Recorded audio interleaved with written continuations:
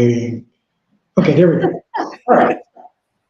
So, welcome everyone. Hello, hello, hello. Your three favorite business minds are back with a very fun and informative topic. I am, as always, James. Oh, shoot, I forgot to put the episode number. This is episode 11, by the way. Feel free to ask us about the other 10 episodes prior to this, and one of us will get you in the right place. But this is episode 11.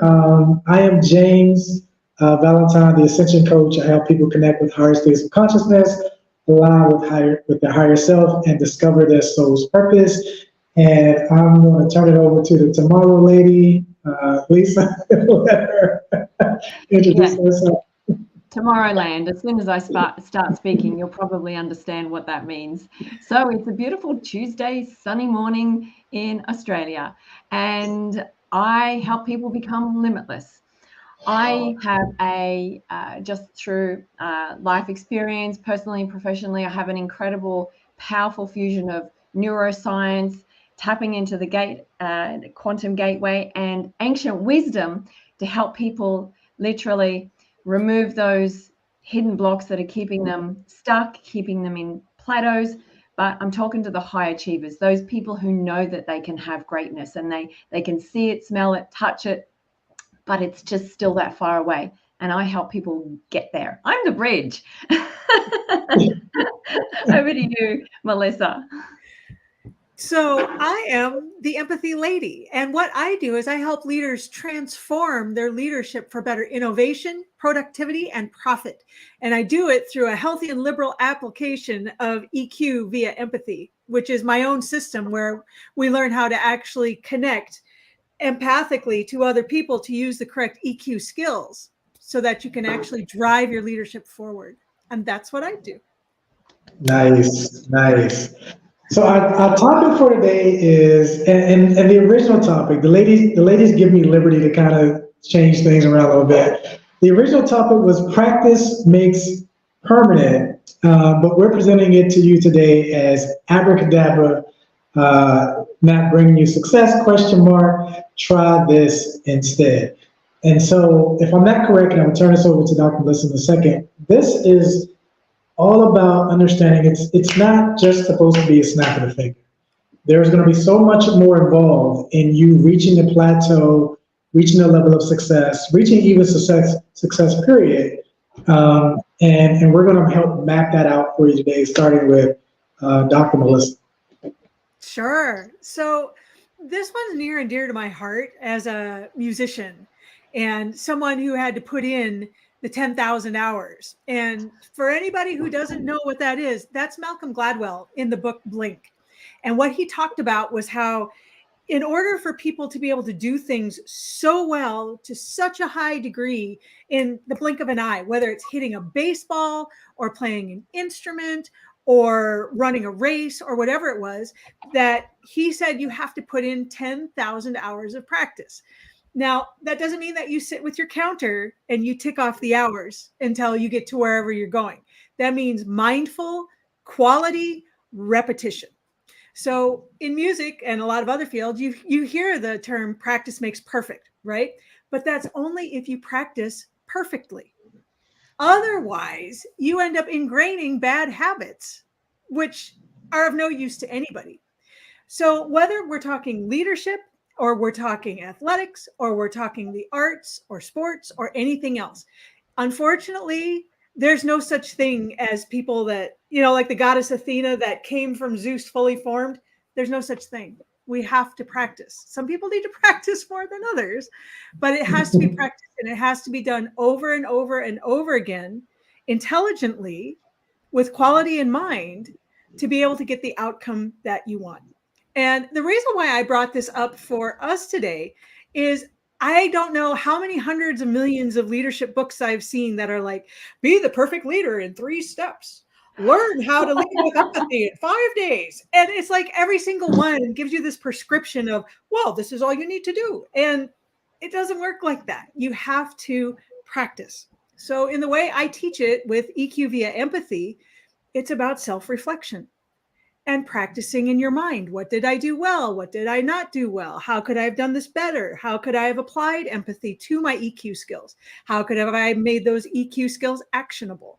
And it isn't something that you do once or that you delegate to somebody else. It's something that you do over and over and over and over, but it's the only way to learn. I wish things were easier. I wish I could just go to Walmart and pick me up a batch of leadership, but it just doesn't work that way.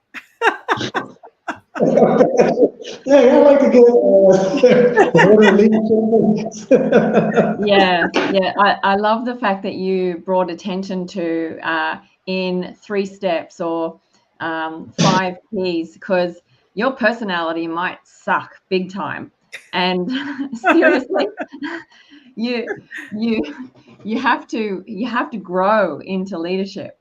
It certainly doesn't arrive, and I think you grow into leadership through landing on your face many times through very bad decisions, which I'll put my hand up, I've done that many times. Yeah. And alienated myself over it. And so yeah, I really love that, Melissa, and the fact that you have just related that to being a musician. Like your fingers know exactly where those beautiful ivories are. You could do it backwards blindfolded. I am sure that those neural pathways they're wired. Yeah, exactly. And you have to, because if all of a sudden, like for a musician, if I'm on stage and I'm in a pressure situation, I don't have time to think about it. It has to just happen. Yeah. Same with people in sports. You don't have time to think, well, I choke up on the bat here and I turn this way and I need to be so many degrees and I do this and I do. By the time that's all done, there's been like 16 balls that have gone past you. You can't do it. And it's the same with leadership.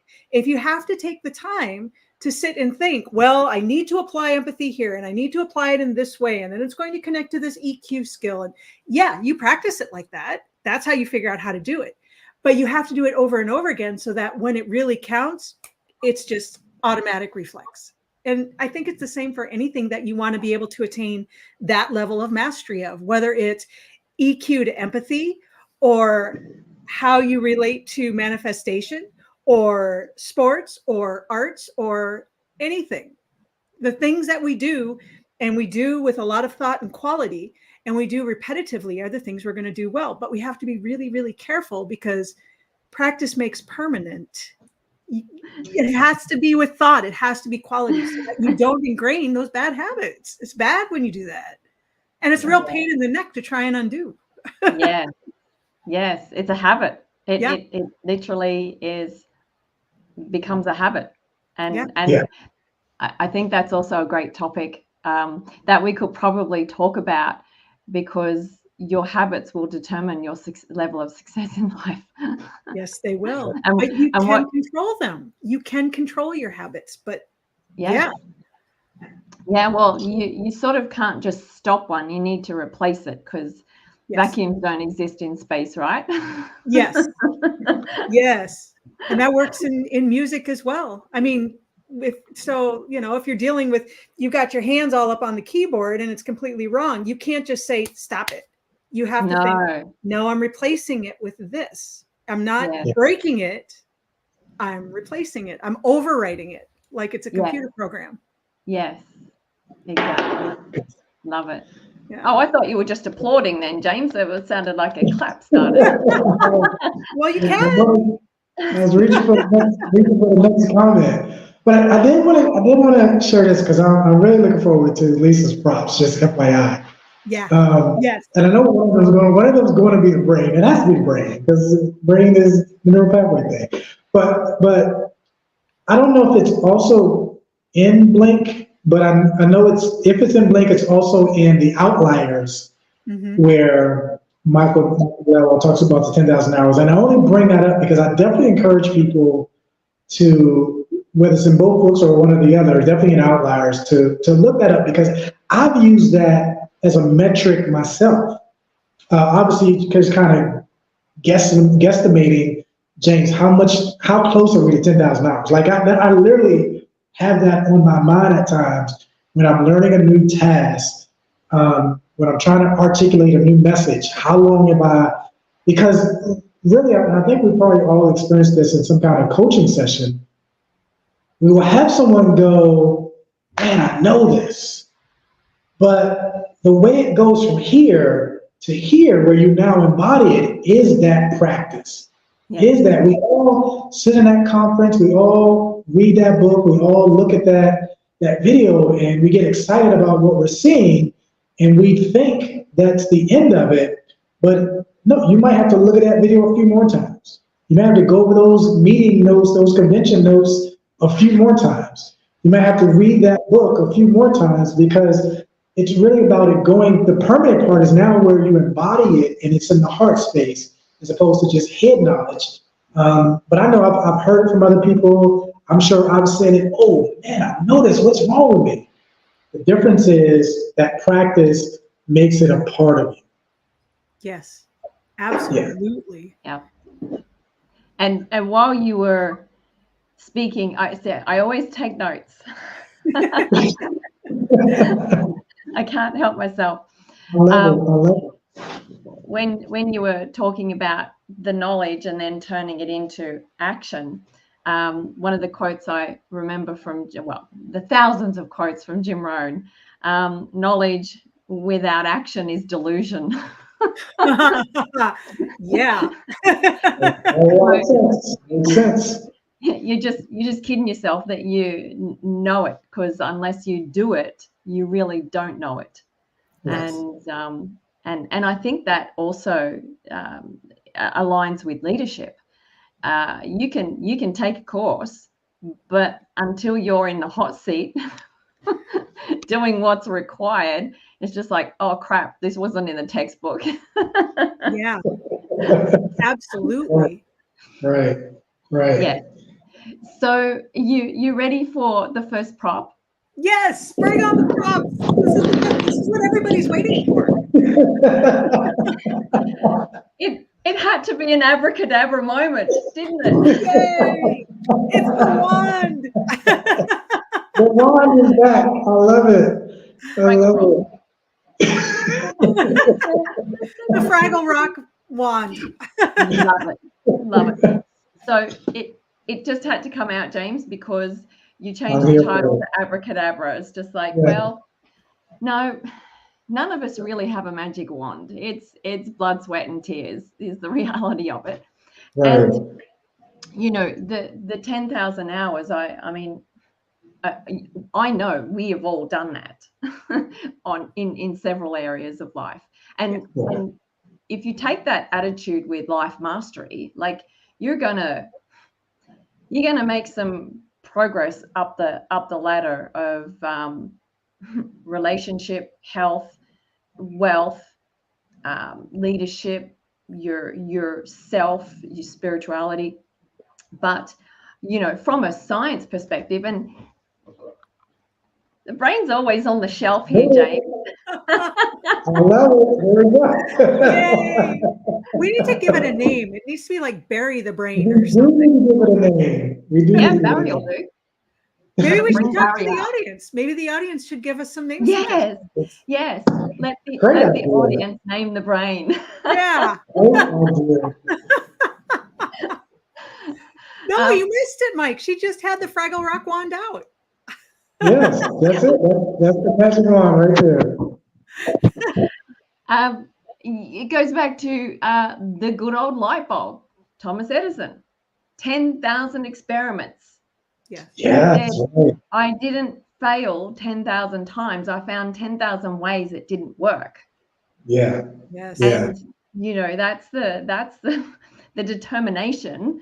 But what I want to really focus on is what the digital age is doing to our ability to have that sustainability of doing that spaced repetition of over and over and over and over again until it becomes automatic. And there's in the great book Limitless by Jim Quick, The Boy with the Broken Brain, who's now a multimillionaire, part of the Mind Valley partnership and so forth. He talks about the 4 villains of the digital age. And we can actually almost probably have another session totally devoted to this, but I'll list them quickly. It's digital delusion, digital distraction, digital deduction, and digital dementia. And these things are literally frying our circuits. And, you know, when we're so addicted to this, the dopamine hit, what's happening is with regard to dopamine, it's our reward system. And what's happening is our attention span's getting shorter and shorter and shorter and shorter to actually complete a task to start with every ding and ring and shiny thing going on. But from that perspective as well, is that we need, it's almost, you know, I can use the comparison of somebody addicted to a drug, because our own chemistry are drugs. You know, they're far more powerful than anything you can synthesize in a laboratory. Yeah. I know that. I'm a scientist. However, people don't know how to activate their own chemistry. And I teach people that alchemy to literally become a super conscious creator. But when you have so much dopamine pouring out, it's almost like the tap's turned on, and you know, people have heard of adrenal exhaustion. You can get to the point of dopamine exhaustion where the hit that you're getting from this is no longer fulfilling the needs. And so for you to actually get any joy, I'm going to lean in real close and say this, for you to get any joy, you have to have an experience way beyond up here, anything, so you actually feel any kind of happiness, which is tragic because our young people only know how to talk to a screen. And the other effect from a science perspective is the blue light. People are on the scroll at nighttime while their sleep hormones are not kicking in. And so our brain actually, I've got to get the brain. Barry.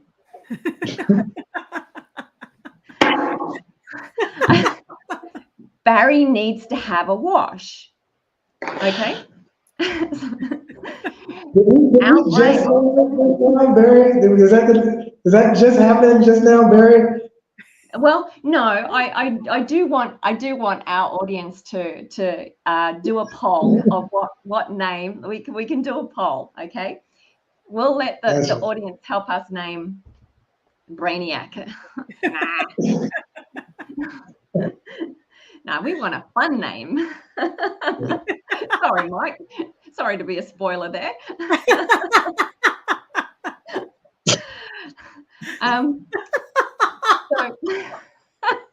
James, he's just like, oh my God, these women every week, these women. I love it.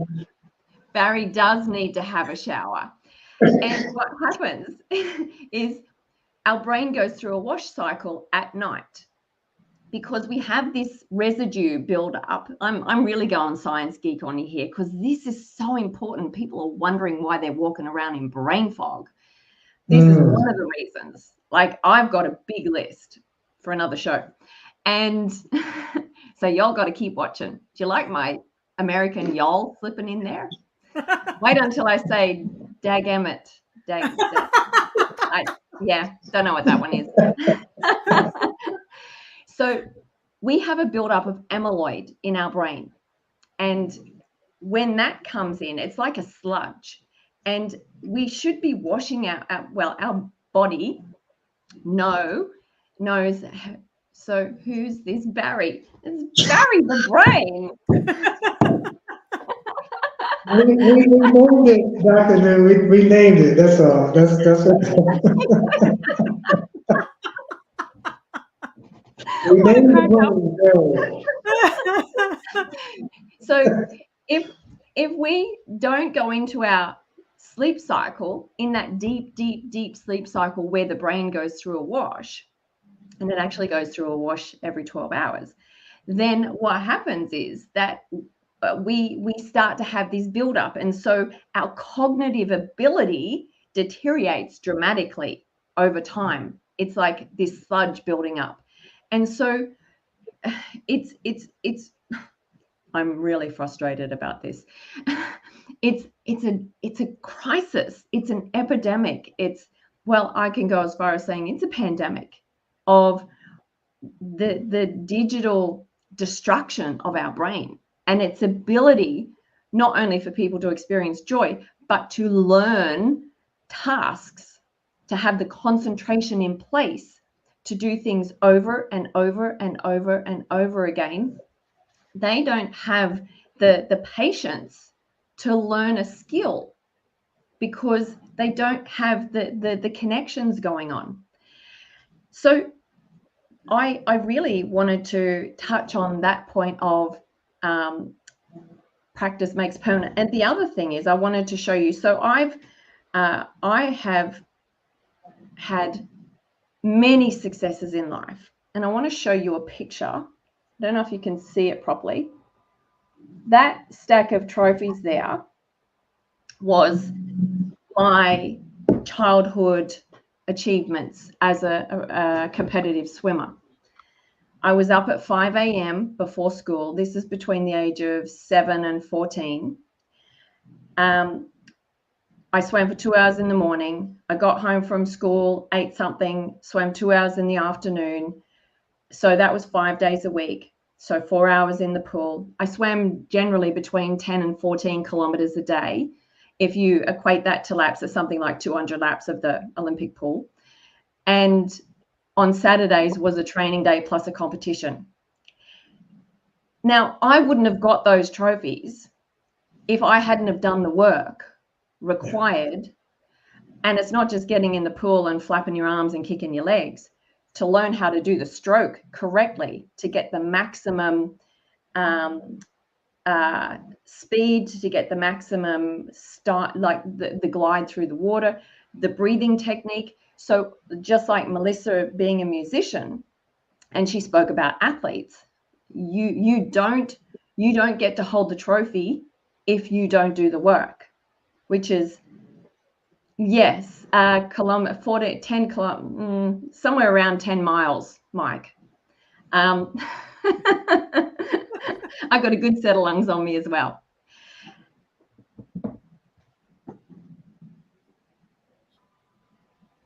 Yeah. It's so good, they cannot ignore you. And my final prop, sorry,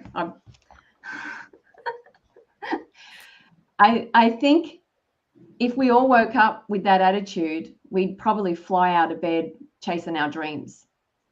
Yeah. You know, it's such a powerful statement. My Jim Rohn book of my treasury of quotes. This is on activity. And it's an excerpt from Take Charge, the charge, I'll start again. Take charge of your life. And Jim was also known for his leadership in sales and teaching people sales skills and building teams and organizations. Sometimes we don't ask for productivity right away. All we ask for at first is activity. Now, it's pretty easy to check activity. If someone joined the sales organization and he is supposed to make 10 calls the first week, it's pretty simple. On Friday, you say, John, how many calls did you make? And John says, well, and you say, John, well won't fit in my little box. And John starts on a story. You say, John, the reason why I made this box so small is so a story won't fit in it. I just need an activity number from 1 to 10. If the results on activity after the first week are not good, that has to be a signal. You might try another week. Ultimately, you've got to be the judge about how far you will go in putting a team together with somebody's lack of precise activity.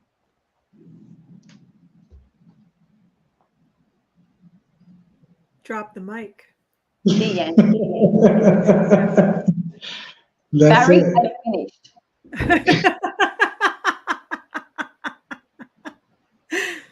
You know, one thing I'd like to add to that real quick, but and then I'll get out of the way and let James actually talk. Go ahead. That there's actually been a lot of studies as well that show that because we're so caught up in this digital stuff, that we never allow for boredom. And unfortunately, boredom is where a lot of creativity is born. So we don't have the same kind of creative capacity that we used to for that reason. And it's really too bad, because starting from a very young age, kids aren't necessarily put in that situation, like us old fogies were, where we had to figure something out because didn't have a digital anything. There was life before even Atari. Go figure. Go figure. Okay. Wow, that's a blast from the past. Right. Yeah. And we're so disconnected from our soul with that. And yeah, little kiddies, they're given a screen so they don't talk. Yes. Yeah. Obviously, I hearing you say we're so disconnected from our soul, everything goes off in me when I hear that, right? Because that was really how I've come to be this version of James. My whole time last year and going in the wilderness about connecting with soul, getting out of my head, connecting with soul.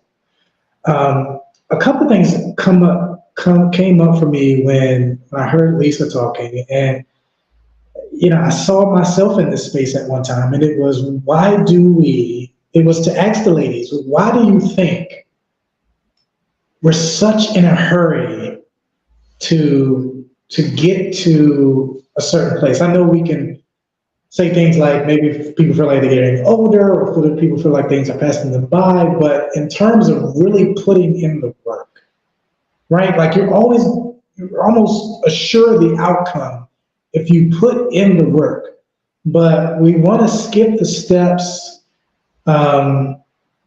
We do things like, there are people who do things like we're looking for the free stuff instead of the paid stuff at times. And, again, we're just, maybe YouTube University is our thing of choice. I don't knock that. I'm a big YouTube University.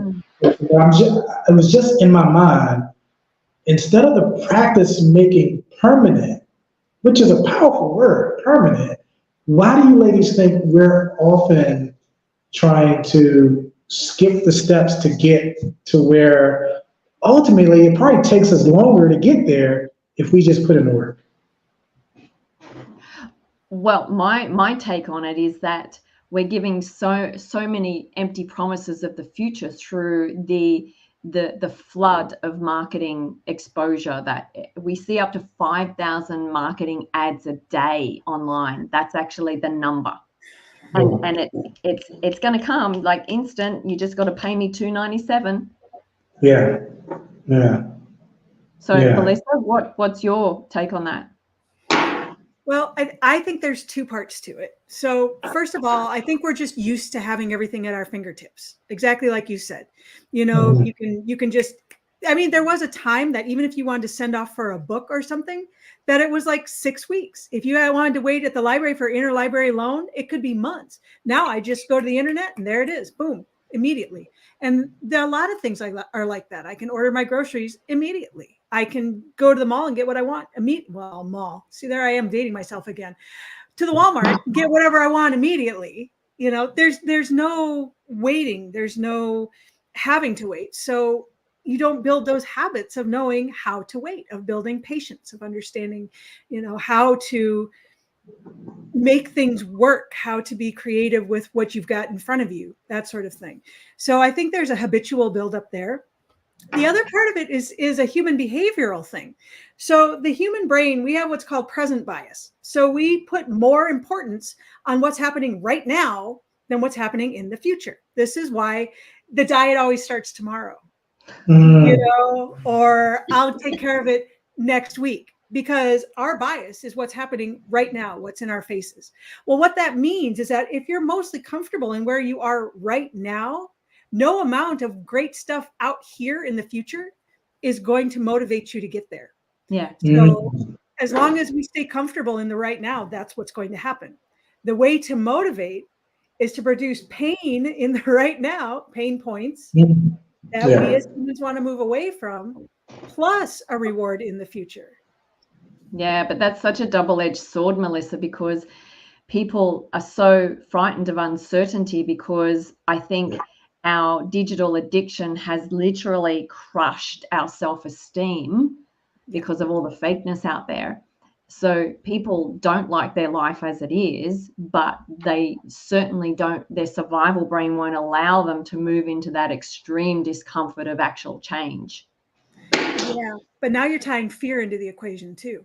Yeah. So that's a whole different behavioral can of worms, because fear can work against what we would normally do behaviorally. Fear is a great motivator and a very great detractor. It can twist you in ways. Yeah, that was, and Lisa, that was part of my journey, often referenced last year. It was like I wanted to be out of that pain so bad that I was looking for the shortcut.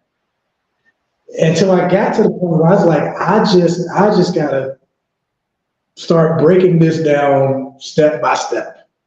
I can't skip any steps, but that was the motivation. The motivation was to be out of the pain, be out of this moment here, and hurry up and get to the moment I want to get to, until I realized I'm just turning my wheels. And I think that's the same for anyone, whether we're talking our business or relationships or just life period. No, we may be where we at, may not be our preference. We may not be as happy as we can be right here. But the idea of trying to, again, speed the process along, and there actually does come moments where you can ride a wave, like you're doing so good, you're gaining momentum, but that work is still a requirement, especially, again, like Melissa brought out that permanent piece, that in order for it to become permanent and become a part of you, become who you are, like you can't skip the steps. And you can almost, I think all three of us have been doing this long enough where we can kind of see the people that have tried to skip some steps, right? Like we feel like, you look good, but there's something not right here. Something's different here.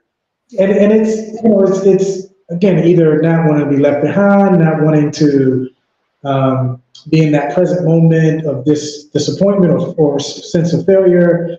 That, the idea is, okay, if I do this and just skip around or go around this, but it almost usually always comes out at some point. And at the very least, that's one of the reasons some people, not all people, some people may even experience imposter syndrome from that, because it's like, I know that I don't know everything that I'm talking about, but, will they eventually figure it out? So that's what comes up for me when I think about that. That's why the quality practice is so important. It's not enough to just practice. It has to be quality practice. Has to be quality. Yeah. Has to be quality. Yeah, with intention for the outcome, knowing really clearly what you want to achieve. And Yeah. So how would you, and Lisa just kind of touched on that just a few seconds ago, but Dr. Melissa, how would you define quality practice as well? With intentionality and with a vision towards what you want the outcome to be. Right. And I would add to that, I would say detached from the outcome to some degree. In other words, instead of putting a time limit on it, like I want to hurry up and get there, allowing yourself to go through the process, however long that takes, whatever that looks like, right? Like part of my journey last year as well was I want to hurry up and get back out there and start doing business. I want to hurry up and start doing what I would do. But every time I would put out some kind of program or whatever, no one showed up. I can't remember the last time no one showed up to anything, but I knew that I was trying to make it happen because I felt like I should be out there. But because I went through the process, as soon as I hit January, things just kind of took off. But before that, I either didn't feel it, I was trying to make it happen to some degree at times. But yeah, like even void of when this is supposed to happen or when this should happen, and just I will know in that moment that I'm ready. But when I'm ready, I'm going to be unstoppable. Yeah. Yeah. In music, we would say that you want to be critical, not caring. Okay. So you want to take your time and you want to be very critical about producing the right quality, but you can't care about it. You can't be desperate about it. You can't, because you get into some of that stuff where you just want it so bad. I actually, so here's, the red hair is no mistake. I actually destroyed a French horn that way. When I was young and stupid and more fiery than I should have been, I got very frustrated one day practicing and I put it into a wall. Yeah. Had I been not caring, I wouldn't have gotten frustrated like that. No, I wasn't hitting you. I was hitting the horn. Well, yeah, it was dead by the time I got done with it. The bell should come out like this, and it went like that. It was the bell, the big part that the sound comes out of. So yeah, critical, not caring. Did you feel better after it? No, I didn't, because then I had to pay for the repairs. So then it was a double whammy. So then I was angry and feeling stupid. The lessons we learn. Yeah. Learns the hard way. Yes. And James, I'd like to actually add something onto what you just said of having this goal or vision, but not setting an end date. One thing that Jim Rohn, I think the most important thing that you said out of that is to detach from the outcome. Because when Melissa, when you want it so bad, you're still pushing it away. Like it's almost creating a resistance there. Well, it is. The energetic field. But Jim Rohn always taught us to start with the end in mind and work backwards. Okay, what do I need to do? What are the steps involved, the building blocks to get to the outcome? And then if you just work on each little bit at a time and stacking on that, building on that, you're going to get to the outcome. So, yeah. And that's important. I'd like to actually mention, so Miguel in the comments says, some clients will assume that a fast turnaround is not quality. Those are clients I would actually be very careful of. So the way, if we're teaching it within like a lean Six Sigma kind of ideology, what I'll tell clients is that you can have something quick, you can have something that's quality, or you can have something that's cheap. Pick two. Which two? And sometimes only one. So if they want a quick turnaround, that means they're going to have to put in a lot of time. Yes. Yeah. And probably a lot of money. So you can pick any two of those. I love it. It makes total sense. Total sense. So again, we are talking about, is Abracadabra not working or bringing you the success that you want? Try these things that you're listening to today. Go get you a magic Fraggle Rock spreader thing.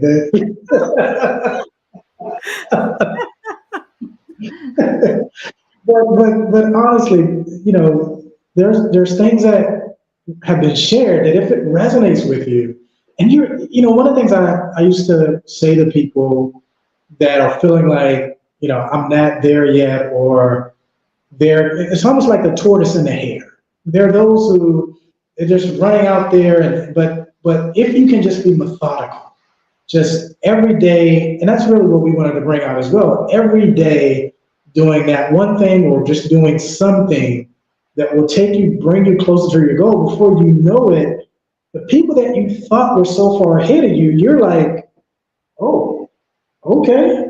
You know, you're now passing them, and no one even remembers where you started from. They just see where you're at now, right? Like no one goes, well, yeah, not too long ago, they're like, this is what Lisa's doing now. This is what Dr. Melissa's doing now. This is what James is doing now. How can we be a part of that? So they're not even looking at the journey, they're just looking at where you're at. But again, there are those who also feel like I'm not doing enough, I'm too far behind, or whatever, just every single day.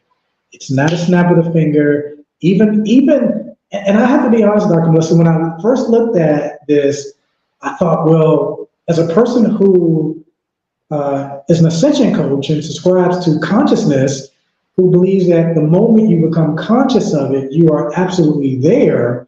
But as I was telling a client earlier today, it's still circling back to that moment. It's still circling back to that place that you go to in consciousness where it's already done, right? So even that is a repetition, you know, continual circling back until now it is a part of who you are. You don't even have to become conscious of it. You're just seeing it, you know, happen in your life. So I was like, yeah, well, how does that fit in your consciousness? But it fits in perfectly with that, because you don't just, because I'm not a person who believes in affirmations, but I am a person that believes, okay, James, we see it, it exists, now let's move toward it. But then, because that's not your natural way of being, okay, we got to circle back, that's it, we're there. And again, until it gets stronger, until it becomes more permanent in consciousness, you know, that going back and back and back to it is going to be important. Yeah. Yeah. Well, and I'll tell clients too, doing it the first time, no matter how messed up, mucked up, whatever it is, gives you the privilege of doing it a second time. Yeah. Which gives you the privilege of doing it a third time. The only way to get to 10,000 hours is to start with 1 second. 1 second. 1 second. 1 second. I was, at that time, I think I had this attitude one time before, like I'm always mindful of 10,000. Ever since I read that, I've always been mindful of 10,000. But I also want I want to caution people about this as well. Don't just start doing stuff like, all right, I've been doing this for 5 hours now. All right, I've been doing The moment that your brain tells you, okay, we're done for the day, be done for the day.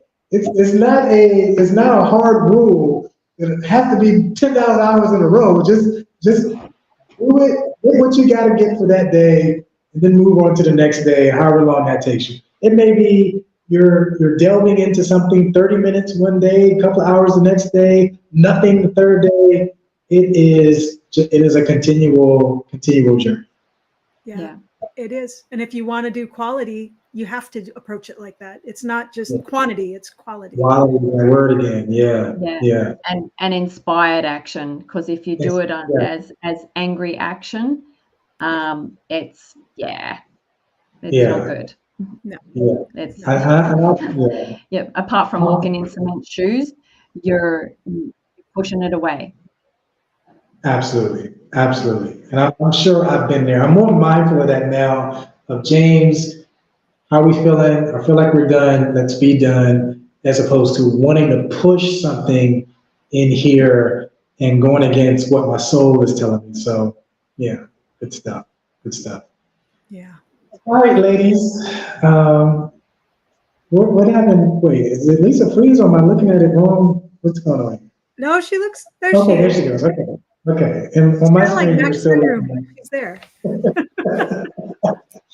So is it time, Lisa? I know I've been taking over time a little bit lately. Oh, yay!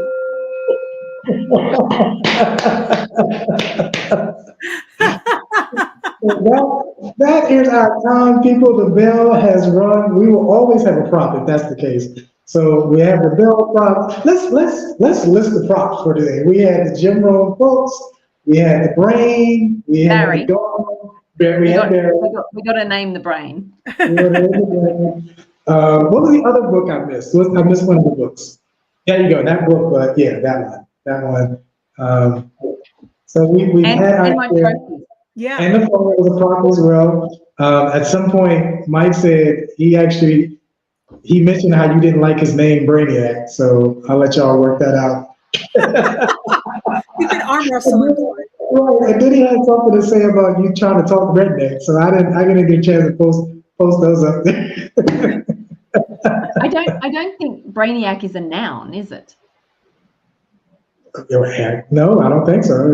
I mean, in terms of it's a name, but I don't know. Person, Yeah. place, or thing is a noun. I mean, I guess it could be. Superman villain or something? Yeah, that was a Superman villain. Yeah. We'll have to ask D. He'll know. He would know. Yeah, D would know. For sure. So with that, this is always so much fun. We appreciate you. Remember, give us a name for the brain. Right now we have Barry. We're going between Barry and Brainiac, but we're going to choose a name. Well, I'm saying we're going to choose a name that you give us, but I'm leaving it up to Lisa. But yes, submit some names. Submit some names, whether you watch us on Facebook or LinkedIn or YouTube. Give us some names for the brain. And yeah, we look forward to seeing you next Monday, same bat station, same bat time. So I have put a topic in for next week, by the way. Do you? Okay, do you remember this? Can you tell us? Yes, I do. Okay. It's conflict. It's what now? Conflict. Oh. That's a good one. Oh, nice. That is a good one. So if you have some stuff you need to work out with some people or with yourself, definitely we will see you next Monday for what's going to be an amazing topic and lots of fun. So we all say we love you and we appreciate you, and we will see you next time. Take care.